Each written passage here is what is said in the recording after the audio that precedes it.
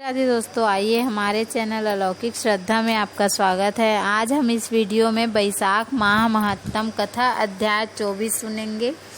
तो आइए शुरू करते हैं। श्रुतदेव जी कहते हैं, जो मनुष्य अक्षय तृतीया को सूर्योदय काल में प्रातः स्नान करते हैं और भगवान विष्णु की पूजा करके कथा सुनते हैं, मोक्ष के भागी होते हैं। जो उस दिन श्री मधुसूदन की प्रसन्नता के लिए दान करते हैं, उनका वह पुण्य कर्म भगवान की आज्ञा से अक्षय फल देता है। बैसाख मास की पवित्र तिथियों में शुक्ल पक्ष की द्वादशी समस्त पाप राशि का विनाश करने वाली है।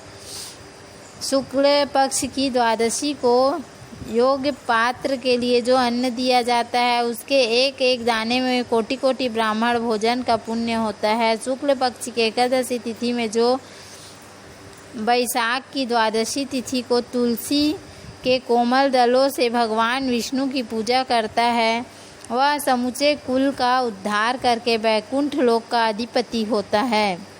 जो मनुष्य त्रयोदशी तिथि को दूध, दही, शक्कर, घी और शुद्ध मधु, इन 5 द्रव्यों से भगवान विष्णु को पंचामृत बनाकर भगवान विष्णु की प्रसन्नता के लिए उनकी पूजा करता है, जो पंचामृत से भक्ति पूर्वक श्री हरि को स्नान कराता है और संपूर्ण कुल का उद्धार करके भगवान विष्णु को लोक में प्रतिष्ठित होता है। जो सायंकाल में भगवान विष्णु की प्रसन्नता के लिए शरबत देता है, वह अपने पुराने पाप को शीघ्र ही नष्ट कर देता है। बैसाख शुक्ल द्वादशी में मनुष्य जो कुछ पुण्य करता है, वह अक्षय फल देने वाला होता है। जो फल गंगा पर ग्रहण करते समय सहस्त्र गौदान करने से मिलता है, वही बैसाख मास में द्वादशी के दिन योग्य ब्राह्मण को अर्पण करने से होता है। जो शुक्ल पक्ष की द्वादशी के दिन एक चुटकी अन्न भी किसी को देता है, उसे कोटि ब्राह्मण को भोजन कराने का फल मिलता है। जो मधु सहित तिल के पात्र का दान द्वादशी के दिन करता है, वह संपूर्ण बंधनों से छूट विष्णु लोक को चला जाता है।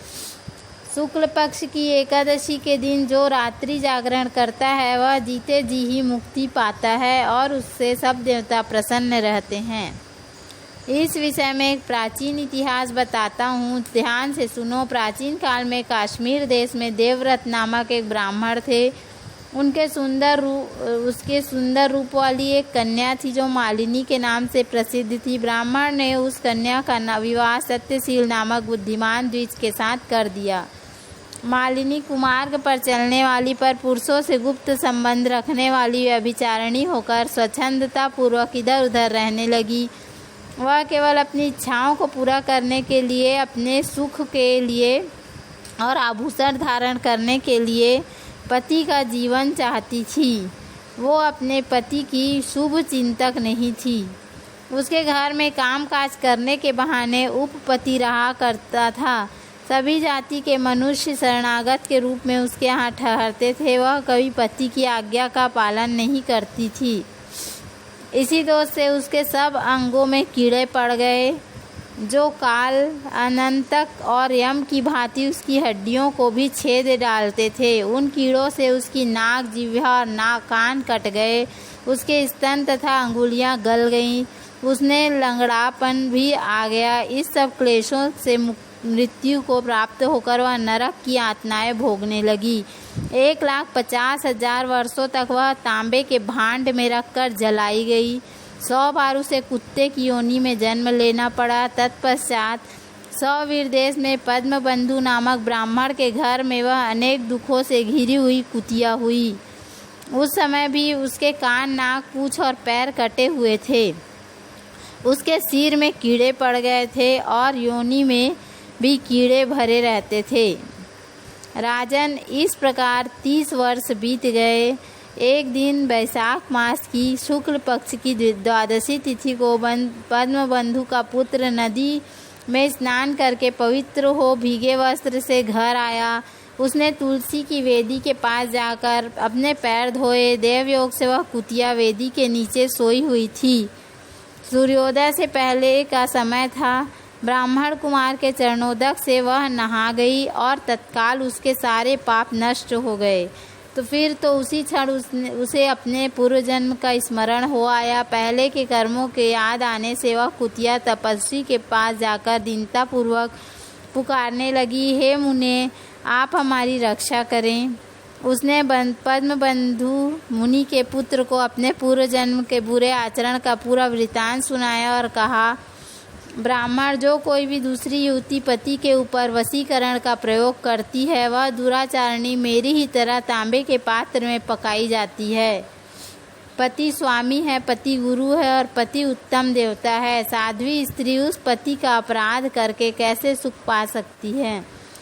पति का अपराध करने वाली स्त्री सैकड़ों बार पशु पक्षियों की योनि में और अरबों बार कीड़े की योनि में जन्म लेती है। इसलिए स्त्रियों को सदैव अपनी पति की आज्ञा का पालन करना चाहिए। ब्राह्मण, आज मैं आपके सम्मुख आई हूँ, यदि